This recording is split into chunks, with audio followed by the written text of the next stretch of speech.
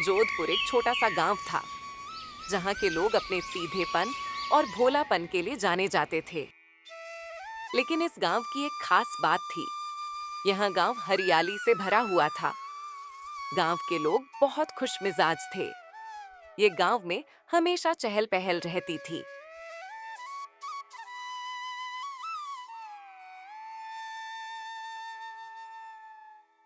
गांव का एक होनहार लेकिन गरीब लड़का मुन्ना अपने गांव में अपनी हाजिर जवाबी और मजाकिया अंदाज के लिए मशहूर है।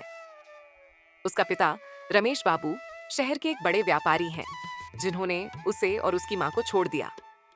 गांव वाले उसे अमीर बाप का गरीब बेटा कहकर चिढ़ाते हैं, लेकिन वह हर ताने को अपने मजाक में बदल देता है।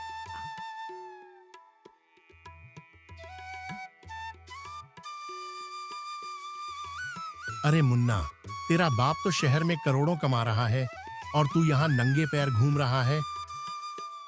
अरे भाई, अमीर बाप का बेटा होना अलग बात है, लेकिन मैं अपनी माँ का बेटा हूँ और माँ कहती है कि मेहनत से कमाए गए पैसे सबसे अच्छे होते हैं।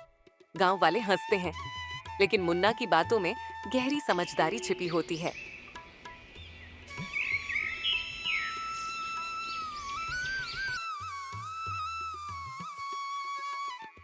एक दिन अचानक रमेश बाबू गांव आते हैं।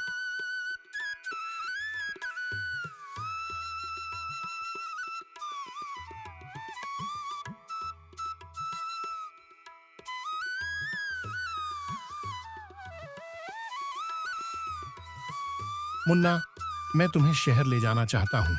वहाँ ऐशो आराम है। क्या वहाँ माँ के बिना चैन की नींद आती है? रमेश बाबू चुप हो जाते हैं। फिर वह एक शर्त रखते हैं।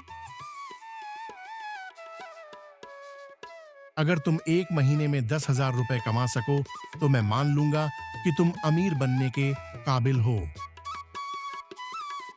मुन्ना हंसता है और चुनौती स्वीकार कर लेता है। मुन्ना गांव में सब्जी की दुकान खोलता है, लेकिन उसमें एक नया ट्विस्ट जोड़ता है। सब्जी के साथ हंसी मुफ्त।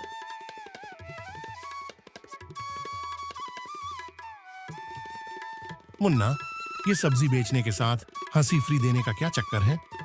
भाई, जब शहर में लोग हंसने के लिए टिकट खरीदते हैं तो मैं चाय के साथ हंसी फ्री क्यों नहीं दे सकता? धीरे धीरे उसकी दुकान मशहूर हो जाती है और लोग दूर दूर से सब्जी लेने आने लगते हैं। 1 महीने बाद मुन्ना 10,000 रुपए लेकर अपने पिता के सामने खड़ा होता है। बाबूजी, मैंने पैसे कमा लिए, लेकिन असली अमीरी पैसों में नहीं, खुशियों में होती है। रमेश बाबू को अपनी गलती का एहसास होता है। बेटा, तुम सही कहते हो। असली अमीरी दिल की होती है। वह गांव में ही रहने का फैसला करते हैं और अपनी गलती सुधारने की कोशिश करते हैं। मुन्ना की दुकान अब और बड़ी हो चुकी है। वह गांव के गरीब बच्चों को मुफ्त शिक्षा देता है और सबकी मदद करता है। गांव वाले उसे प्यार से गांव का राजा कहते हैं।